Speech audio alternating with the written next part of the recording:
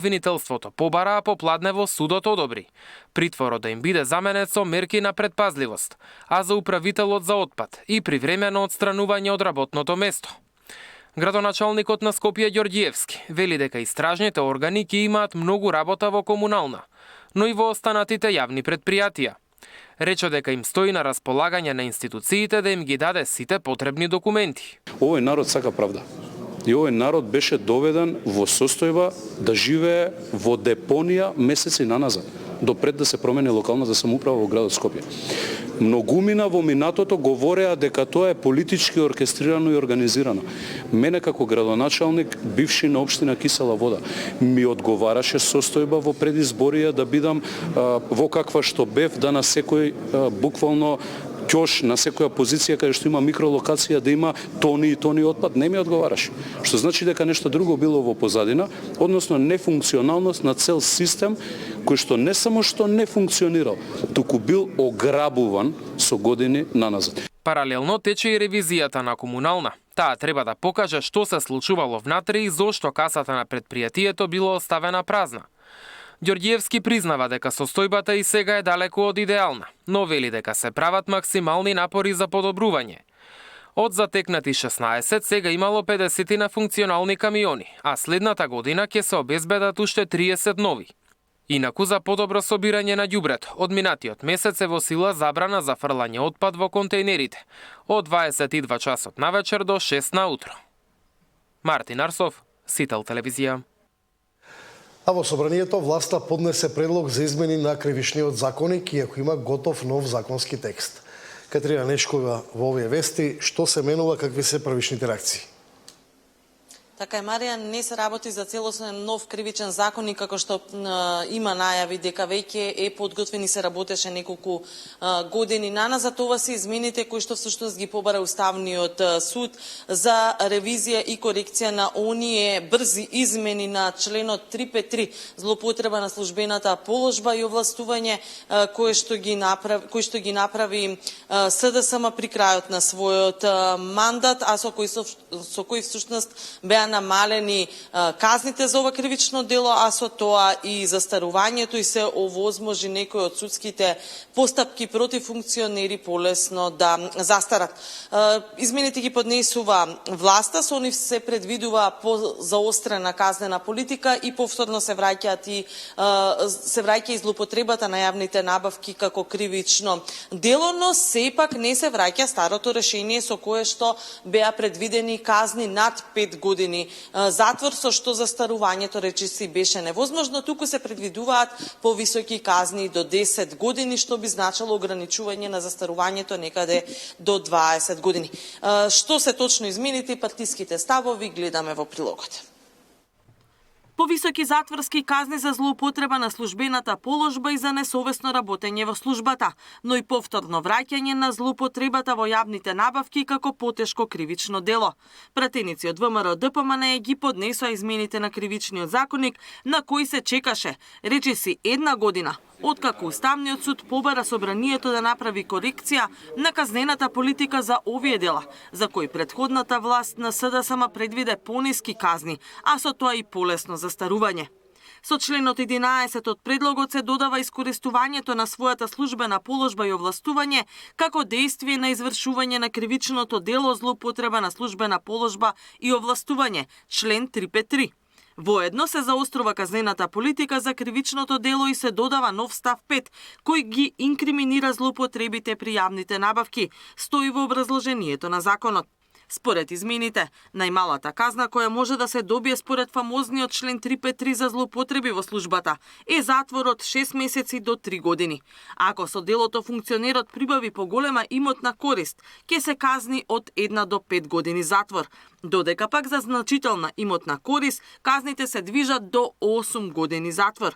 Се воведуваат казни и за злоупотреба на јавните набавки, и тоа од 1 до 8 години затвор, а ако е причинета штета од поголеми размери, сторителот ќе се казни со затвор од 4 до 10 години. Ова значи дека за застарување на делата ќе биде потребно да поминат дури и до 20 години. Со брзите измени на кривичниот законник од 23-та, за кои СДСМ доби остри критики од Брисел, казните беа сведени на најмногу до 5 години, а целосно беше избришан ставот кој се однесува на јавните набавки. Сепак и измените на власта не се целосно враќање на првичните одредби од кривичниот за членот 353, каде за потешките облици за кривични дела беше предвидена казна од најмалку 5 години, што го правеше застарувањето на делата прилично тешко. Засега опозицијата резервирана за измените негодува што не биле вратени предходните решенија што таа ги укина додека беше власт. Искрено има некои измени, меѓутоа не е вратена старата одредба како што беше. А вие сакате да се врати? Па, ако сме критикувани и ако Уставниот суд и го поништи сето тоа, треба да се врати. Бе тоа зашто ја бришете? Цело време, па за тоа сме сега опозиција. Така? Да, има логика, точно така. И ако цело време во кампањата ДПМН зборуваа дека ќе го вратат истото решение, веднаш после изборната победа, година и пол не го вратија. Остра реакција стигна и од Моника Зајкова од ЛДП. Таа смета дека и новите казни се ниски. И што добивме слични одредби, исти проблеми. Застарувањето повторно ќе биде алиби за неказнивост. Широките описи на квалификација на делата, можности за политички прогон, особено кога обвинителството и судството функционираат по принцип разреш и замени со своји луѓе, пишува таа на Фејсбук.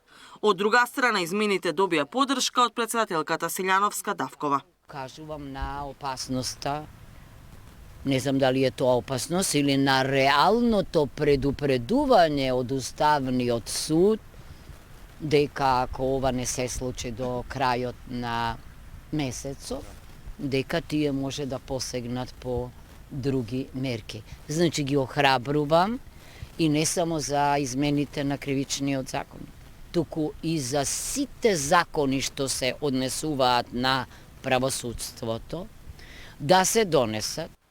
Катерина Нешкова, Сител телевизија.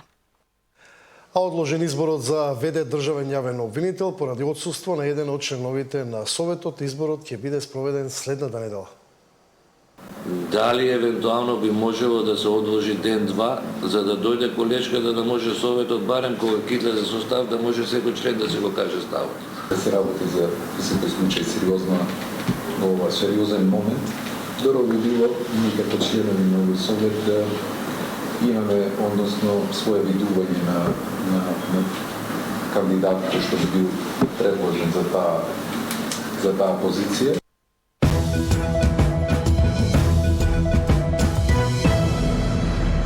Петре Шилегов преку социјалните мрежи побара оставка од Венко Филипче, оценувајќи дека изборот на новото раководство е самоубиство со умисла. Филипче возврати, обвинувајќи дека одработува за ВМРО-ДПМН. Се нижат оставки во СДСМ само еден ден откако Филипче го избра новото партиско раководство. Методија Куновски и Сашко Митовски повеќе не се председатели на општинските организации на СДСМ во Битола и Крива Паланка. Двајцата вчера поднале оставки од партиските функции.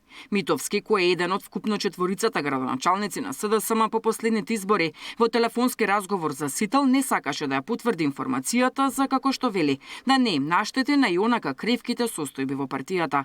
Куновски пак, кој оставката ја објави на социјалните мрежи, напиша дека на ваков чекор се решил откако практиките во партијата не биле во согласност со неговите лични принципи и со вредностите на социјалдемократијата. Речи се истовремено на Фејсбук поранишниот скопски градоначалник Шилегов побара оставка од Филипче. Откако иронично напиша дека Филипче извршил самоубиство со умисла, на крајот му порача или си СДСМ или си тезгарош. По 50 телефонски повици за само 7 минути Шилегов напиша нов пост во кој да објасни дека бара негова оставка. Филипче пак му одговори со статус во кој алудира дека Шилегов одработува за ВМРО-ДПМН. Јавно да се изнесуваат вакви работи во момент кога ДПМН не напаѓа од сите страни со цел да го замолчи, нашиот глас на вистината не е случајно.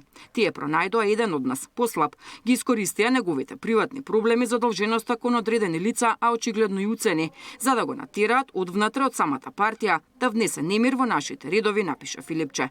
Фокус пак повикувајќи се на своји извори, пишува дека поранишните високи функционери на СДСМ Игор Ивановски и Андреј Петров покренуваат иницијатива за кадровски смени во СДСМ, со која исто така бараат поддршка за тие да раководат со партијата. ВМРО ДПМН и денеска ги искористи оставките за да порача дека бродот на СДСМ тоне. По толку помпезното најавување од страна на Филипче за реформи во СДС, тој го тргна Зоран и го стави Заев на неговото место. Наместо свеж, чист и нов кадар, тој ги врати старите истрошени кадри од времето на Заев и Ковачевски. Оставки од Филипче се бараат на секој чекор, а тој гордо ги продолжува да ги исполнува задачите кои му ги дава Зоран Заев. Реформите во СДС ќе дојдат само со формална оставка на Филипче и председателот во сенка Зоран Заев. Од СДСМ им возвратија дека прават неуспешни обиди да прикажат внатре-партиско уривање во паника дека опозицијата секојдневно ги објавува нивните криминали. Деспина Тодоровска, Сител телевизија. Прекрашочните постапки од ДКСК за имотната состојба на поранешните актуални градоначалници предизвика буре реакции. И покрај тоа што го пробиле рокот, актуелните и екс-градоначалници си уште имаат шанса да поднесат анкетен лист за имотната состојба. Председателот на ДКСК вели иницирале прекршочни постапки, но целта не е да се казнува, туку граѓаните да имаат увид со што располагаат нивните избраници. Ќе го следиме процесот дали истите и покрај тоа ќе поднесат изјави, бидејќи целта не е казнувањето, целта е да биде транспарентен имотот и интересите јавноста да знае со што се дојде и што се одат градоначалниците, бидејќи тоа целта на пријавување на имотната состојба за сите оние кои покрај тоа нема да поднесат изјава, комисијата ќе иницира постапки за проверка на нивната имотна состојба согласно закон. Градоначалникот на Скопје Ѓоргиевски вчера реагираше дека тој нема суштински промени во имотот од последниот анкетен лист кога бил градоначалник на општина Кисела Вода. Поради интензивни работни обврски не стигнал да го запази рокот, но ќе го поднесе анкетниот лист во следните денови. Поранишната градоначалничка на Скопје Данила Арсовска реагираше бурно и ја обвини ДКСК за јавен линч. Доколку работеле професионално и доследно уште на почетокот од мандатот ќе ги известеле лично за обврската. Во реакцијата Арсовска вели добро ќе било да сработат нешто за мултимилионската корупција во Македонија, отколку да се закануваат со прекршочни глоби. Државната комисија за спречување на корупција вчера ги објави списоците со имиња на градоначалници кои не поднели изјава за имотната состојба и интереси. Во едниот список се 35 поранешни градоначалници, а во другиот 19 новоизбрани кои не поднеле анкетен лист. Мирена Давидовска, Сител телевизија. Тука е крајот на овие вести.